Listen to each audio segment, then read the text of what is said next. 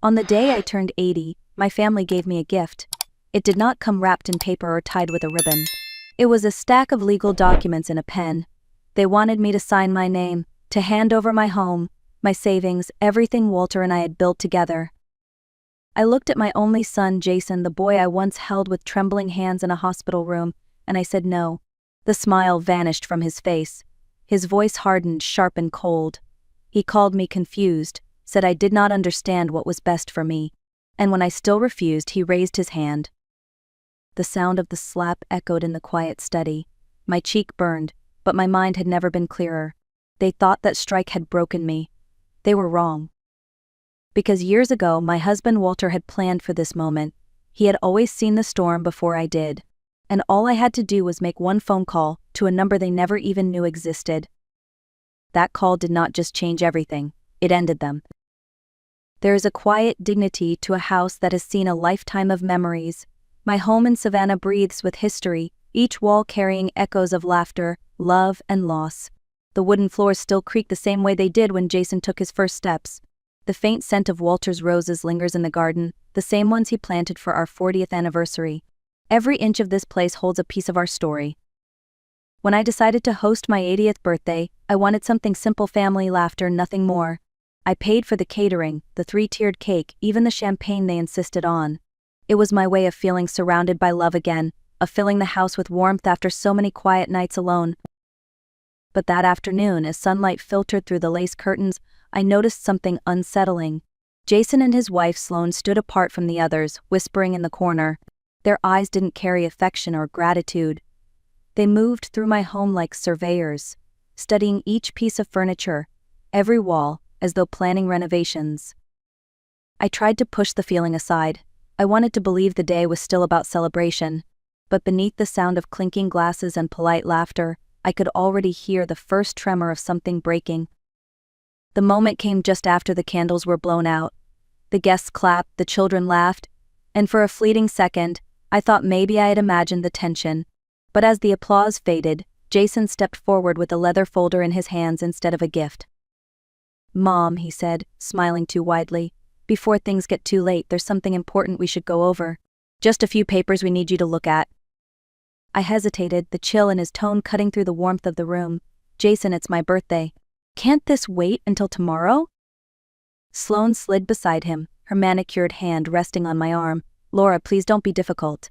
Jason is only trying to make things easier for you. It's for your own good." That phrase again. The one they always used when they wanted to get their way. I followed them into Walter's old study, a room filled with his books and quiet wisdom. Jason placed the folder on the desk and opened it with the confidence of someone who believed victory was guaranteed. He spoke like a salesman. "This is just a simple power of attorney, Mom. It'll make managing your affairs easier, take some pressure off you." As he talked, I remembered the first time I let him help, giving him access to my bank account for emergencies. The next week, there were photos online of their Caribbean vacation. Another time, Sloane took Walter's watch for safekeeping. I looked at them now and realized none of it had been thoughtless. It had all been leading to this. They weren't helping me. They were finishing what they started. Jason kept talking, his words polished and rehearsed, but I no longer heard them. My eyes were fixed on the stack of papers, the thick legal font, the signature line waiting for my name. I took a slow breath and asked one question. "Does this give you the power to sell the house?" For a moment the room froze. Then, in a glance shared between Jason and Sloane, I saw the answer. It was only a second, but it told me everything. Jason forced a smile. "Sell the house? Of course not. It's just to protect you, Mom. To keep everything safe and in the family." "In the family," I repeated softly. "My family. The same family that saw me as a burden to be managed, a vault to be opened." I pushed the folder back across the desk. "No," I said, simply and clearly. Jason's face twisted. "Mom, stop being ridiculous. We're not asking you, we're telling you. This is what's happening." "You have no right," I replied, keeping my voice steady. Sloane stepped closer, her tone sharp. "We take care of everything for you. You owe us this." "I owe you nothing," I said. Jason's control snapped. He grabbed my arm, pulling me toward the desk. "You're not walking away from me." I looked into his eyes, my son's eyes, and saw only greed. "Take your hand off me, Jason." He didn't. Instead, his hand came up. The slap landed hard, echoing through the study like a gunshot. For a long moment there was only silence. The room seemed to hold its breath. I did not cry. I did not speak.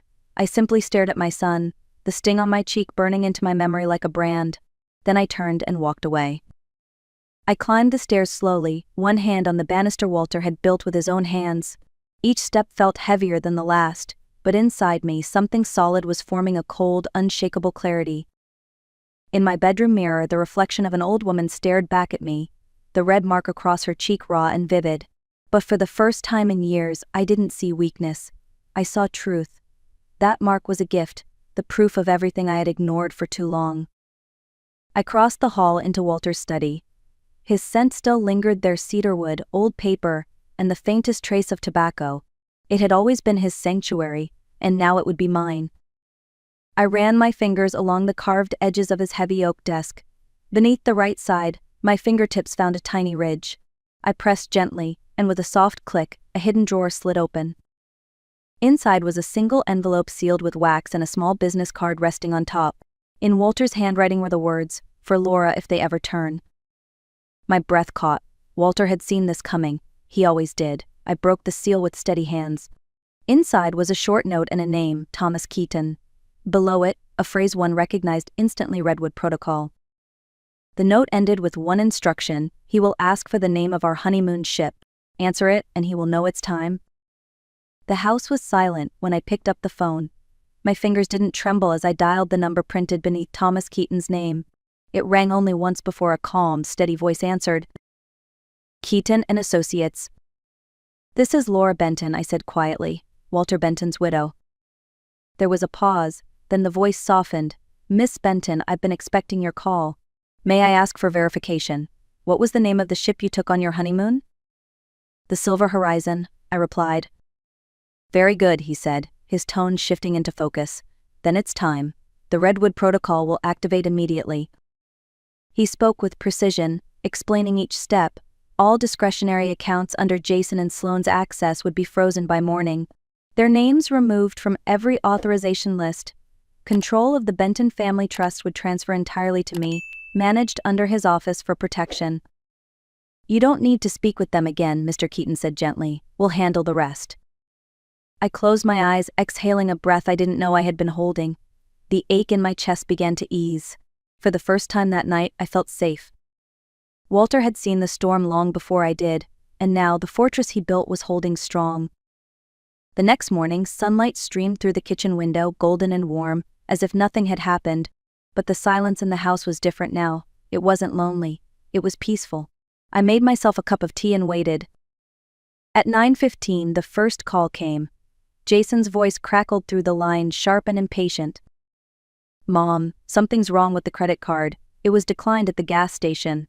Did you forget to pay the bill again?" I took a slow sip of tea before answering. "I don't handle the bills anymore, Jason. You'll need to contact Mr. Thomas Keaton. He's managing everything now." There was a stunned pause. "Who?" he demanded. "What are you talking about?" "I've retained legal counsel," I said calmly. "He'll explain." Then I hung up. 2 hours later, my phone buzzed again. This time, it was Sloane messages pouring in one after another, filled with typos and half-finished sentences. Panic in digital form. I didn't respond. I didn't need to. Walter's plan was working perfectly. The Redwood Protocol wasn't just protection, it was separation. The trust would continue to pay for my home, my expenses, my life. But every account tied to Jason or Sloane was now sealed behind legal walls they could never breach. I stood by the window, watching the garden sway in the morning breeze. The war had ended, and the fortress was mine.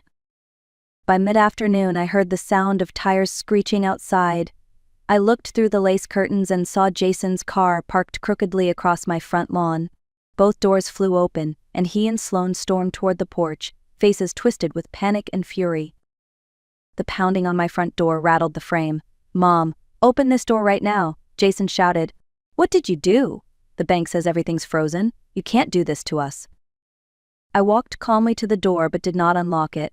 I slid the security chain into place and opened it just a few inches. Through the narrow gap, I could see them clearly: their anger, their fear, their disbelief. "You took everything from us," Sloane cried, her voice cracking. We'll lose the house. We'll lose everything. I met her eyes through the small opening. No, I said softly. You took everything from yourselves. Jason's tone shifted, desperate now. Mom, please, we can fix this. Just call whoever you talked to and tell them it was a mistake. This is no longer in my hands, I replied. You may speak with my lawyer, Mr. Keaton. Before either of them could say another word, I closed the door. The chain rattled once, then silence fell heavy on the other side. 4 days later, I received a call from Mr. Keaton's office. His voice was as calm as ever. Mrs. Benton, it's time to finalize matters. I've summoned Jason and Sloane to attend as well. When I arrived, the law office felt like another world, quiet, dignified, the air filled with the faint scent of old paper and polished wood. I took a seat beside Mr. Keaton at the long mahogany table. Moments later, Jason and Sloane were shown in. They looked smaller than I remembered, pale, anxious, and stripped of the arrogance they once wore like armor. Jason didn't look at the lawyer. He looked at me. Mom, please. This has gone too far. We made a mistake, all right? We're family. We can fix this. Just tell him to stop whatever this is. I didn't answer. I had heard those words before, always after the damage was done. Mr. Keaton cleared his throat. Let me be perfectly clear, he began. The Redwood Protocol is irrevocable. Due to the incident of September 8th and the supporting evidence, both Jason and Sloane Benton are permanently removed as beneficiaries of the Benton Family Trust. Sloane scoffed. An incident? It was just a family argument. You can't destroy our lives over that. Without a word, Mr. Keaton reached into a folder and slid a single photograph across the table. It was the one I had taken in the mirror that night, the red mark on my cheek, plain and undeniable. His tone never changed. The trust defines duress clearly. This qualifies. Jason stared at the photo, his face drained of color. I saw it then, the moment he realized it was truly over. There was no shouting, no defense left to make, just silence, heavy and final. The weeks that followed passed quietly for me, but for Jason and Sloane, everything began to crumble. I didn't have to witness it to know. The news reached me in fragments through neighbors, distant cousins, and whispered phone calls. Their car was the first to go, repossessed in the middle of the night. The house they had flaunted for years, with its grand staircase and imported chandeliers, went up for sale soon after. But no one wanted to buy a property so tangled in unpaid loans and rumors. They were forced to sell it far below what they owed. The whispers spread quickly in Savannah's small circles. People they had once called friends avoided them. Dinner invitations disappeared. Jason's so-called business and network of half-truths and borrowed money collapsed completely once the trust funds stopped feeding it. One afternoon, my old friend Ruth called. She had seen Sloane working behind the checkout counter at a gourmet market she used to shop at. Her voice was quiet when she said, "She looked right through me, Laura. Like she didn't even recognize who she used to be." I thanked Ruth but said nothing more. There was nothing to celebrate, no satisfaction to savor. Their downfall wasn't my victory. It was the natural weight of truth, pulling them back to the ground they had chosen to forget existed. About 6 months later, a letter arrived in my mailbox. The handwriting was shaky but unmistakable, Jason's. For a long moment, I simply stared at it, unsure whether to open it or let it vanish into the trash unread. But curiosity, or maybe closure, won. Inside were several pages of rambling words. He wrote about how hard things had become, about the business failures, about sleepless nights and bills he couldn't pay. He blamed bad luck, dishonest partners, even the economy. But nowhere in those lines did I find the one thing that mattered. There was no apology, not a single word about the night he raised his hand against me. He ended with a plea, "Maybe we can start over, Mom. Maybe you could help us just one last time." I folded the pages neatly, then carried them to the fireplace. As the flames caught, the paper curled, blackened, and lifted into ash. I wasn't angry. I wasn't even sad. I was cleaning the last trace of their chaos, leaving my home as smoke. A year has passed since that night, and my life feels light again. The house that once echoed with tension now hums with quiet peace. Morning sunlight pours through the windows, and the air smells of roses, Walter's roses, blooming stronger than ever. I've filled the empty rooms not with regrets but with life. A bright young graduate student named Claire rents the upstairs rooms. Her laughter drifts down the hall like music. My friend Ruth visits twice a week for tea, and sometimes we sit on the porch, watching the neighborhood children play beneath the oak trees. In the afternoons, I tend to the garden. I plant new flowers beside the old ones, letting them intertwine new roots with deep ones. Soon, I'll take the trip Walter and I always planned, back to Portugal, to the town where we found those beautiful blue tiles so many years ago. I sleep soundly now. The fear is gone. In its place there is peace, quiet and complete. If my story has taught me anything, it's that strength doesn't always sound like shouting. Sometimes it's a calm voice saying one small word: no. To anyone watching who has felt pressured, silenced, or made to doubt your own mind, please remember this: you are not powerless. Age doesn't erase your rights and love doesn't mean surrender. 3 things saved me. First, documentation: every detail, every account, every word written down. Second, preparation: Walter's planning became my protection when my courage finally met his foresight. And third, boundaries: the courage to draw a line and never step back over it. If you ever sense someone trying to control your life under the guise of helping, speak up, seek advice, and don't sign anything you don't understand. There are people and laws meant to stand beside you. Your dignity isn't a debt you owe anyone. Protect it. Protect it. Guard it. It is the most valuable inheritance you will ever have.